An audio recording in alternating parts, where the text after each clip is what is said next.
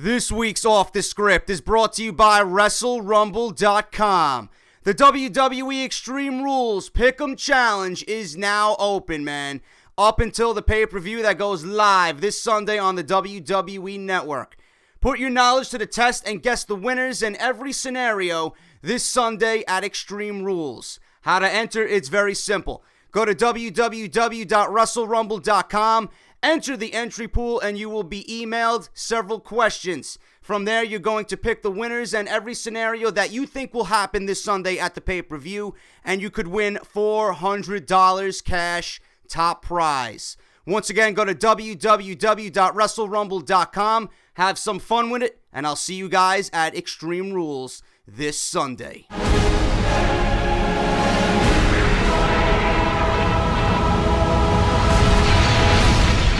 What is going on, guys? JD from New York here, and this is WWE Off The Script, episode number 62, part number 1, to start your weekends off the right fucking way, man. Thank you so much for joining me right here on Off The Script. If you're new to this channel, what the fuck are you waiting for to hit that subscribe button, man? Hit that subscribe button because this, without question, is the number one source for WWE news and rumors right here on YouTube.com.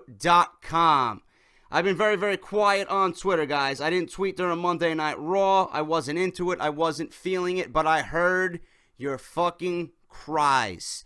JD, what do you think about Seth Rollins and the curb stomp being banned in WWE? What if I'm on Off the Script this weekend telling you guys that it's not banned in WWE? I got the full story regarding Seth Rollins and the curb stomp right here on Off the Script, man. Do not go anywhere. Quickly, before I get into the top stories, if you're not following me on social media, Twitter, Twitch, very important, Instagram and Facebook, which I'm never on, and I'm just going to delete it one of these days. I'm just too fucking lazy to do it. But regardless of that, follow me all across social media if you want to keep up to date with what I do on this channel. And if you want to ask me anything you want, I'm always on Twitter, man. Ask me anything you want. Just go and follow me on there at JD from NY206. And also, very important, I have another episode of WWE 2K16 news and rumors coming out this afternoon. You're not going to want to miss it. I got all the latest information regarding the release of WWE 2K16 and what's going to happen leading up to the impending release of that game for next generation consoles, man. If you guys enjoyed the first one, which I know you did, it got close to 400 likes and over 5,000 views. Let's do the same thing for that one. It should be up around 2 o'clock, 3 o'clock this afternoon, man. So make sure you check that out, all right? Now, I know I got some goons in the comment section. Oh, JD, why don't you get to the curb stop, man? Here we go, guys. Here we go, all right? Now, the topic of this week, man. Been a very, very slow week, but the biggest topic has been Seth Rollins. Yet again, he finds his name in the news. Seth Rollins' finisher became a talking point at Raw after news leaked online by WrestleZone.com and my own Justin LaBar, man. That guy is fucking awesome. And let me tell you something about LaBar, all right? Not only is he one of my favorites when you go to, wrestling journalists and just his opinion on the product, he's just an absolute pleasure to listen to, okay? He broke this story on WrestleZone.com, and LaBar doesn't put his name to something that is not true. Okay, so you broke it first on WrestleZone.com, and LaBar was the one to do it. So the news of the Seth Rollins curb stomp was first broke by WrestleZone.com and Justin LaBar. Many checked in, and it was made clear Rollins would indeed debut a new finisher, but nothing had been banned. The term banned gets thrown around a lot, but that's not something that's actually told to performers. As was the case with Rollins, he was told to come up with a new finisher. Sources say he didn't like the way the single underhook DDT came across, and he actually pushed for sliced bread number 2, the finisher that was created by Brian Kendrick. Whatever happens with the finisher of Rollins, I'm sure that he will evolve just fine with the change. This was more of a cosmetic situation where WWE didn't like the way the finisher looked, with Rollins appearing to drive his opponents headfirst into the ring mat. Triple H is on the board of directors for Christopher Nowinski's Sports Legacy Institute, so WWE had to be very careful about public appearance when it came to concussion management and head injuries, okay? Now, more on this story. That was the latest. What I just read to you was the latest information I got on the curb stomp. It is not banned. The original story that was reported by Justin LaBar and then got into the hands of Dave Meltzer is what I'm going to read you right now. Reports have provided more backstage news on Seth Rollins' curb stomp and if it's actually banned from being used anymore. As previously reported, it was believed that Rollins' signature maneuver was being blacklisted by the company due to the appearance of recklessness it portrays when it comes to head injuries. Justin LaBar of Trib Sports Radio and WrestleZone.com broke the story on April 20th, stating that WWE is banning the curb stomp, which is why Rollins had not performed the move in over a week, and is why his Titantron video had every image of the action removed from it. However, Dave Meltzer of the Wrestling Observer radio show claims the move is not banned, but the company does not want Rollins doing it regularly. Meltzer claims that Rollins is not using the curb stomp, and that situation right now is called a semantic situation. As noted by the lack of comment about this situation on WWE.com and during Monday Night Raw, WWE does not want to discuss the fact that Rollins isn't using the curb stomp anymore and that they just want him to quietly move onto a new finisher. I don't like that aspect at all. It makes us think that the WWE thinks that their fans are complete fucking fools. We know his finisher is the curb stomp. Seth Rollins has many admirers out there. They're going to, initially realize, what the fuck, man, he's not using his curb stomp. If it happens more and more, time after time, people are going to wonder and start asking questions and take their voice to social media, okay? During the April 20th edition of Raw, Rollins used a headlock facebuster as his finish against Dolph Ziggler, which I did not like, man. It just didn't have the same impact as the curb stomp, okay? And I do think he could come up with something a little bit better. I do think it looks a little bit too much like Dirty Deeds by Dean Ambrose. Now, while there was no name given to the maneuver at this time, this seems to be what the company will be using with Rollins moving forward. The Phoenix Splash that Rollins performed at the 2015 Royal Rumble pay-per-view is believed to be too much of a babyface finish, so the company only wants him to use it sparingly for the time being.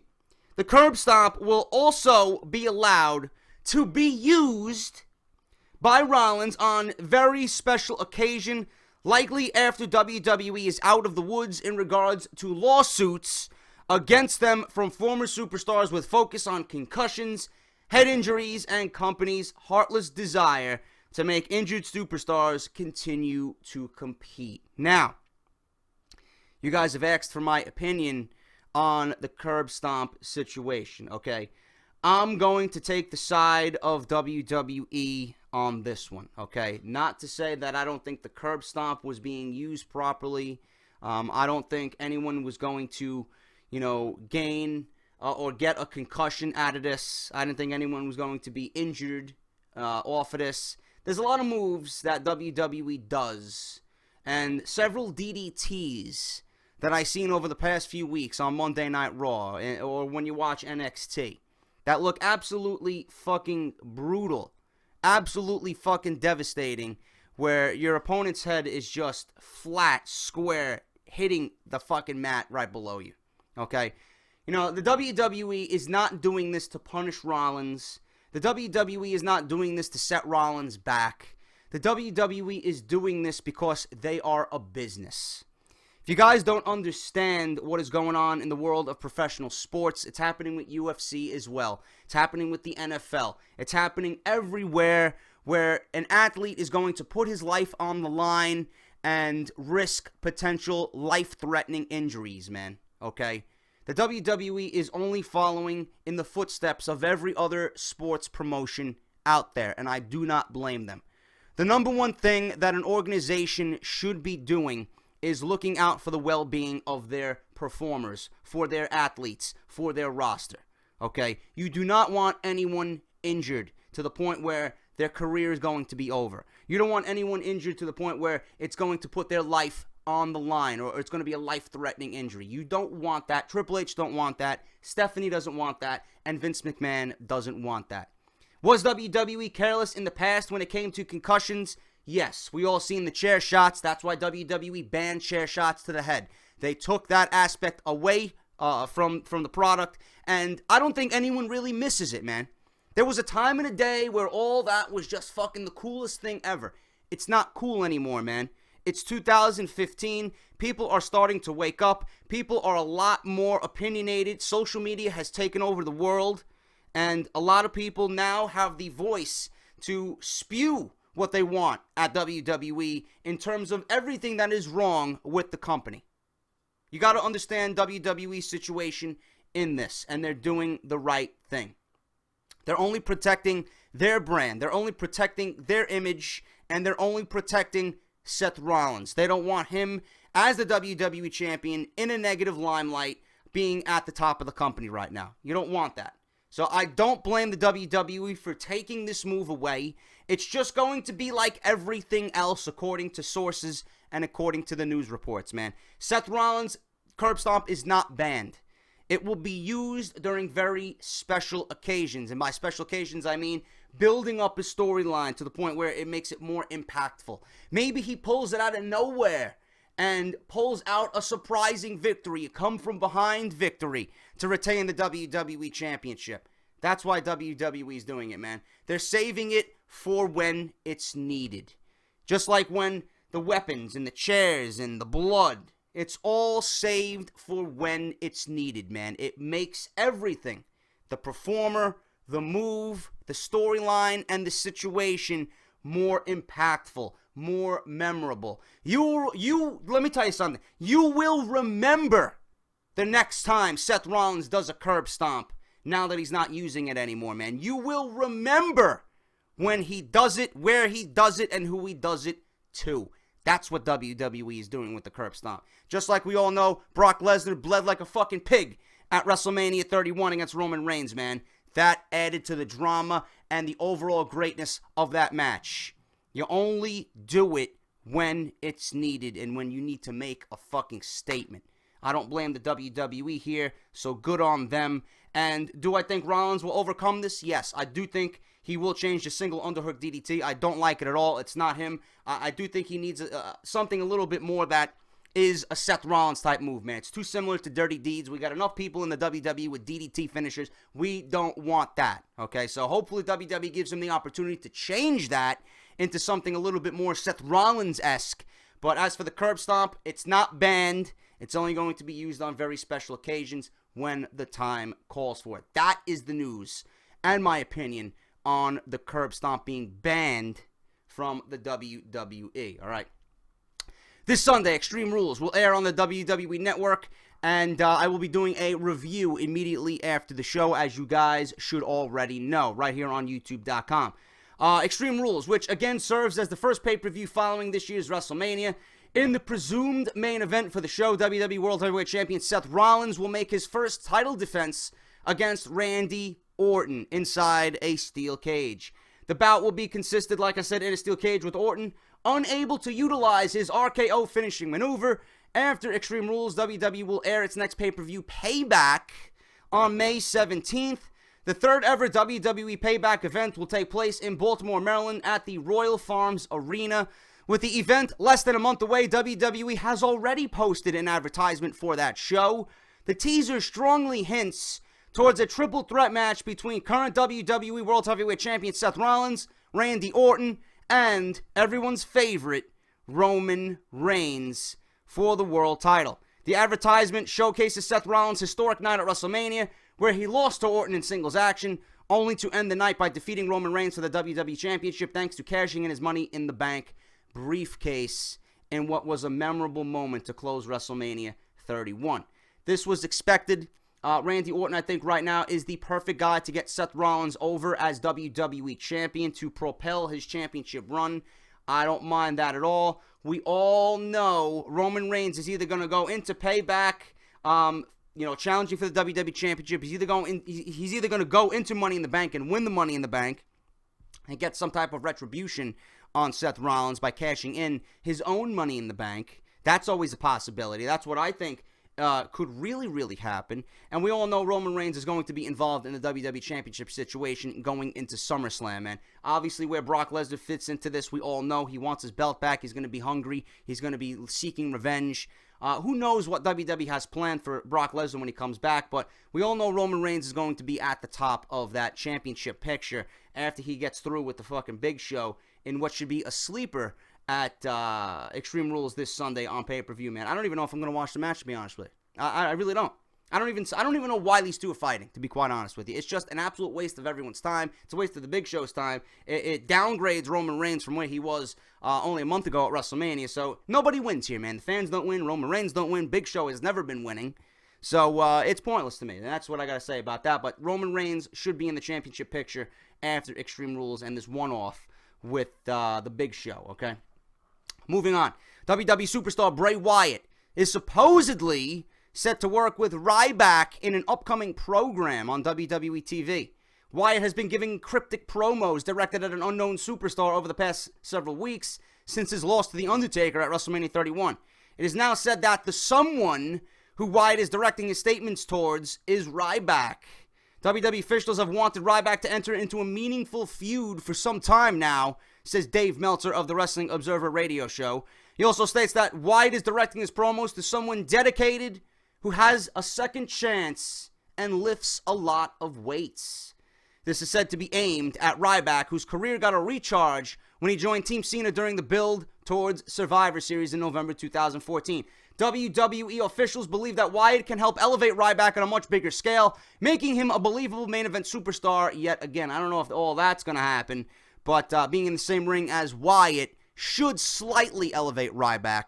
I don't think it's going to be all that well, regardless of who he's in the ring with, because Ryback, WWE scaled him up. They built him up to be recharged and refreshed, and then they brought him right back down, and then they want to bring him right back up again, man. It doesn't work that way. You either bring someone up and you stick with it, or you just don't push him at all. Simple, okay? I can't see Wyatt losing anymore, so I don't see the sense in Wyatt losing a feud with Ryback if this is the direction they want to go, man. I think Wyatt needs to start getting some wins under his belt, even though he does have that aura about him where he can just go out there, cut a killer promo, and he can take a loss because he's Bray Wyatt and he's fucking great. He knows what he's doing. He's just great at everything he does.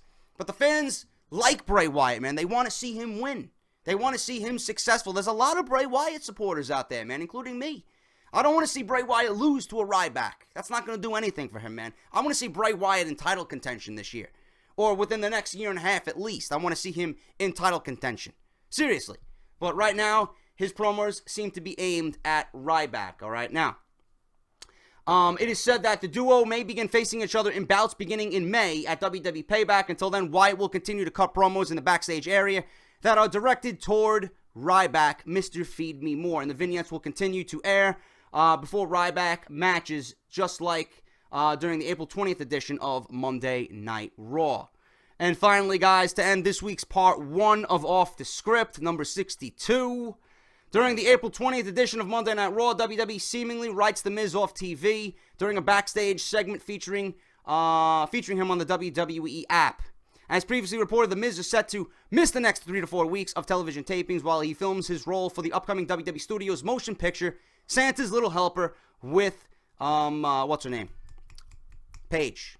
Sorry, I drew a blank right there. That's why Paige is off TV for a little bit as well. They should both be off TV for about a month, all right? He got the win over Sandow with an assist from his Marine 4 co-star, Summer Rae, okay?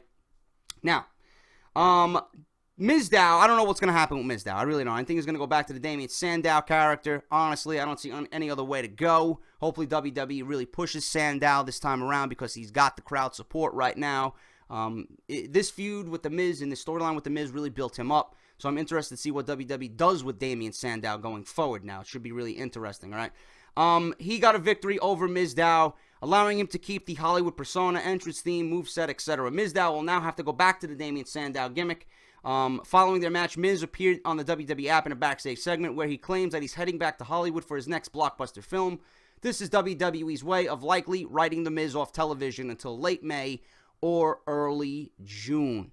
That is all I got for you guys on Off the Script, number 62, part 1. What I got lined up for part 2, major update on the health of Daniel Bryan. What is going on? Will he be at Extreme Rules? I got all that information for you on this weekend's Off the Script. Samoa Joe, he may begin working with the WWE in June 2015, man. Was he backstage at NXT?